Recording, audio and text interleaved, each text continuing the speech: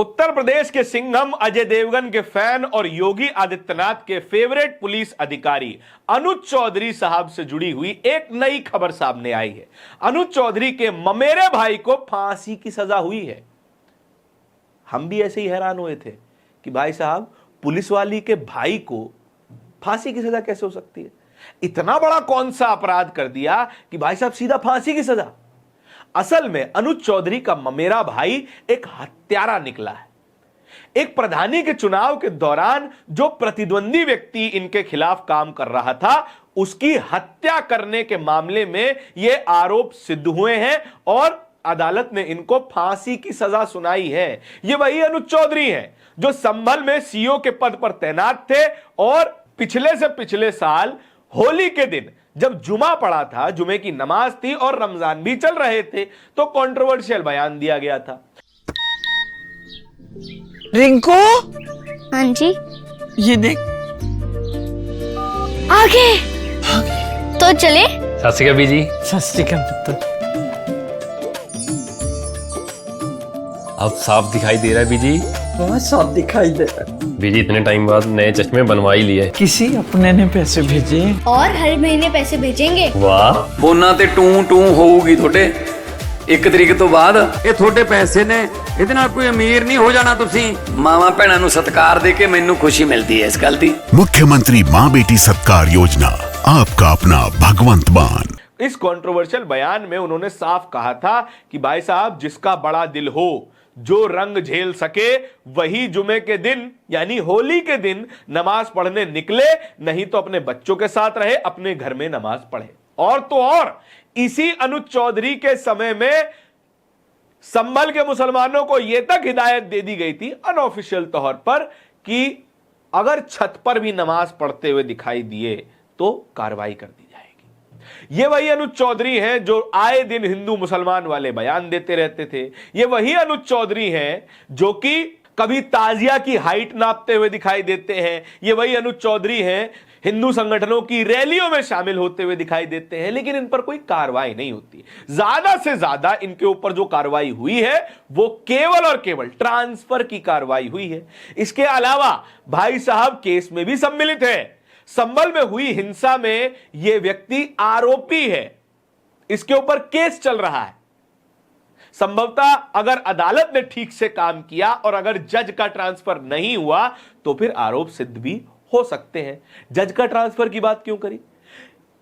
क्योंकि ऐसा ही पहले हो चुका है। संभल की एक अदालत ने सीओ अनुज चौधरी के खिलाफ एक आदेश दिया था, उस जज की उसी शाम ट्रांसफर कर दी गई। यह है ताकत अनुज चौधरी की। इसीलिए हम कह रहे हैं कि भाई साहब, यह उत्तर प्रदेश के सिंघम है और योगी आदित्यनाथ के फेवरेट पुलिस ऑफिसर हैं। फेवरेट पुलिस ऑफिसर के घर के भीतर ही एक हत्यारा छुपा हुआ था, इस बात की तो जानकारी हमें थी ही नहीं।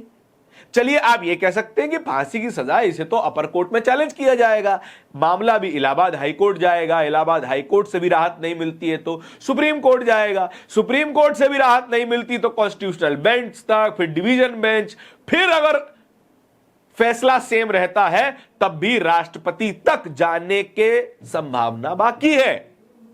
लेकिन आरोप क्या है? आरोप सिद्ध हो चुका है। इसके अलावा जहां तक भी कानूनी लड़ाई जाएगी, यह बात फैक्ट की तरह ली जाएगी कि यह व्यक्ति हत्यारा है और इसने अपने कई साथियों के साथ मिलकर के और खबरों के मुताबिक अपने शूटर्स के साथ मिलकर के, यानी कि यह व्यक्ति पहले से ही आपराधिक मानसिकता का था और इसने अपने राजनीतिक प्रतिद्वंदी को निपटाने के लिए अपने शूटर्स का इस्तेमाल किया। और शूटर शब्द किस कॉन्टेक्स्ट में इस्तेमाल किया जाता है, यह बात हम कई बड़े बड़े कुख्यात आरोपियों के साथ जुड़ता हुआ देख चुके हैं, समझ चुके हैं। कहीं ना कहीं यह एक ऑर्गेनाइज्ड क्राइम की ओर इशारा करता है, यानी कि उत्तर प्रदेश के मुख्यमंत्री के फेवरेट पुलिस ऑफिसर के घर में ही एक ऑर्गेनाइज्ड क्राइम सिंडिकेट चल रहा था। अगर इस बात को केवल फेस वैल्यू पे लिया जाए तो अब देखने की बात यह है कि इलाहाबाद हाईकोर्ट में जब केस जाता है तो क्या कहानी होती है। और क्या यह जानकारी अनुज चौधरी को नहीं थी? क्या यह बात पता नहीं थी कि उसके ममेरे भाई के ऊपर हत्या का केस चल रहा है और इस बात की जानकारी क्या उनके सर्विस डिपार्टमेंट को नहीं थी?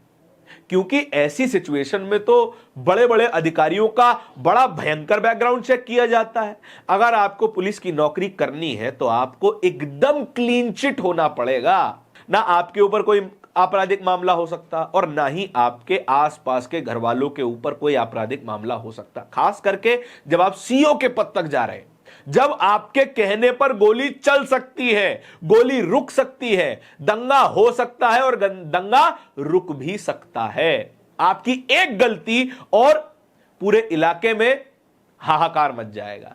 सीओ अनुज चौधरी के खिलाफ जिस जज ने आदेश पारित किया था, उस जज के साथ क्या हुआ?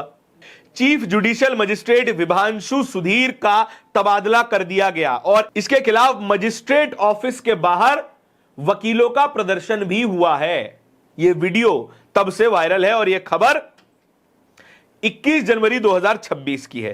फिर यह वीडियो देख लीजिए जिसमें अनुज चौधरी खुल करके मुसलमानों को डांटने के लहजे में फरमान सुनाते हुए दिखाई दे रहे हैं कि ये जिसका भी बड़ा दिल हो वो निकले घर से, वरना अपने घरों में रहे। फिर खालिद सलमानी यही खबर शेयर करते हुए लिख रहे हैं, खुद को सिंघम और अजय देवगन से बेहतर समझने वाले स्पोर्ट्स कोटा का एएसपी अनुज चौधरी, इसके भाई को फांसी की सजा हुई है। अब ये वीडियो देख लीजिए जहां पर अनुज चौधरी साहब ताजिया की हाइट नापते हुए दिखाई दे रहे हैं। क्या सभी ताजिया की हाइट नापी थी इन्होंने? क्या हर कावड़ की भी हाइट नापते हैं? इसके बारे में तो फिलहाल कोई जानकारी है नहीं।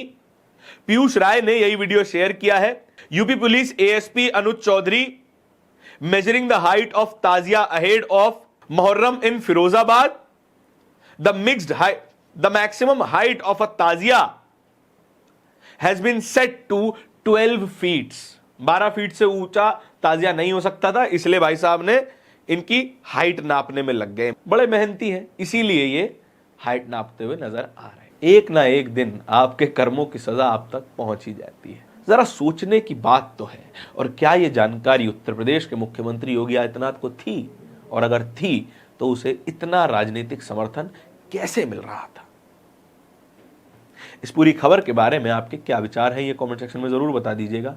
इस तरह की और भी खबरों को देखते रहने के लिए बोलता हिंदुस्तान को सब्सक्राइब जरूर कीजिएगा। बहुत बहुत शुक्रिया।